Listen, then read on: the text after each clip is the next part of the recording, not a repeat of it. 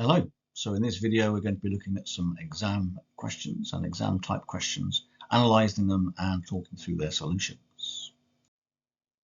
Starting with example 15 from the textbook about a spear being thrown over level ground. We've been given the model, so we don't have to find it, but we are going to have to use it.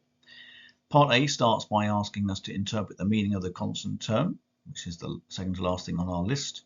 Part B is where we're using the model to find out how many seconds it takes for the spear to hit the ground. Part C is asking us to rewrite the model in a completed to square formula, which then enables us in part D to find the maximum height and the time at which this maximum height is reached. So for part A, 12.25 is the value of h20 is 0, and hence it's the height of the tower because it's thrown from the top of the tower. After how many seconds does the spear hit the ground? Well, if we then put our equation equal to 0, because the height of 0 is the ground, we can use the quadratic formula to get t as 3.68. The other possible value of t is negative 0.679, but we're in context, time has to be positive. It's 3.68 seconds. Notice the units there. Correct to 3 significant figures. Okay, now I've shown you how to complete the square if you have a negative quadratic like we do here. And notice they've used the same idea as me of taking out the minus 4.9 as a constant outside the brackets and then completing the square in the brackets. So we end up with 23.275 minus 4.9 lots of t minus 1.5 squared.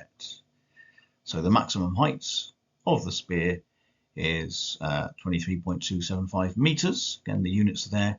That occurs when t is 1.5 seconds.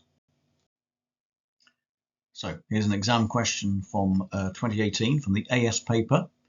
And you won't be doing the AS paper, but they do tend to give you the actual model rather than make you work it out. So the model is p equals 100 minus 6.25 x minus 9 squared, where we're talking about a toy company. P is the profit measured in thousands of pounds, and X is the selling price of the toy in pounds. And they've also provided a sketch for us which shows us that there is a maximum possible profit.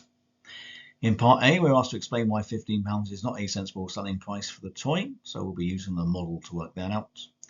In part B, we're told they make an annual profit of more than £80,000, so we need to find the least possible selling price for the toy. So to do that, we will be using 80,000 for P and finding out what the possible values of X are. One will be bigger than the other, so we'll go for the smaller one. And then in part C, we're looking for the maximum and the value which makes it that maximum. So that's coming back to our identifying the maximum part. So going through the answers. Okay, if we substitute in part A 15 for the value of X, the selling price of the toy, we end up with a value of P of negative 125, which means the company is actually losing £125,000 and hence is not a sensible selling price for the toy. In part B, if we put P as 80 or greater than 80, remember that the P is in thousands of pounds, so we're not putting it equal to 80,000, we're putting it equal or greater than 80. That gives us values of 9 minus root 3.2 or 9 plus root 3.2. The smallest of those, the minimum price, is the 9 minus the square root 3.2, which corresponds to a price of £7.22 to the nearest penny.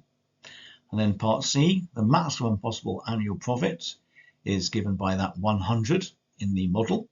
But don't forget that's in thousands of pounds. So not only do we need the units, we need to include the thousands. So the maximum profit is £100,000, and that occurs when the selling price is X equals 9, but make sure again that you put the pound sign in. And then here we have an exam question from an A-level paper, paper 2, 2018, question 8, and in this case they do not give you the model, they ask you to work it out. So it's about a rugby ball. They do give you a graph at least to show you the trajectory, so it starts on the ground and finishes on the ground. We're told that it reaches a maximum height of 12 meters and hits the ground at a point 40 meters from where it was kicked. So that's where it lands. Part A is asking us to find the model, find a quadratic equation linking H with X that models this situation. We're going to use a completed square situation, but they haven't told us that that's the model that we would be best to use. The next part of the question says the ball passes over the horizontal bar of a set of rugby posts, the bar being 3 meters above the ground. So we're going to use the model, use our equation to find that greatest horizontal distance. And then part C, give one limitation of the model. It doesn't ask us what type of limitation we want, so we have a sort of bit of freedom there. So the solution for part A, notice it says way 2, but way 1 was very specific based on the fact it starts at height of 0, and that won't always be the case. So they're using the format I've suggested, which that we write it as a completed to square format with a maximum value of 12. And since it lands 40 meters from where it was kicked and it's symmetrical, that means that that occurs at a value of 20, because that's half of 40. So h equals 12 minus, they've used lambda, we've used b. H equals 12 minus lambda lots of x minus 20 squared. And then we can work out the value of lambda by substituting that when x is 40, h is 0 again. And that gives us 3/100ths. So h equals 12 minus 3/100ths lots of x minus 20 squared. So in part B, we're told that we have a bar 3 meters above the ground. So h is 3. We're using the second of the methods in the top box. Okay, but substituting h equals 3 gives us x minus 20 squared equals 300. And when we solve that, we get a values of 20 plus or minus root 300, the greatest of which is going to be 20 plus the square root of 300, which is approximately 37.3 meters. The mark scheme gives us a variety of limitations of the model. Okay, the ground is horizontal, for example. It needs to be kicked from the ground, but we've told that already from the graph. The ball is modelled as a particle, so it's very small. The horizontal bar needs to be modelled as a line rather than something with a thickness, because that would have changed the answer. They've mentioned wind, air resistance, spin, etc., obstacles, and it being a perfect parabola, which is an assumption that we are making. So to finish off, I'm going to give you some questions that I have selected for you. Please pause the video for each one and have a go. This question is about fuel consumption. It's taken from the textbook exercise 2H, question 2.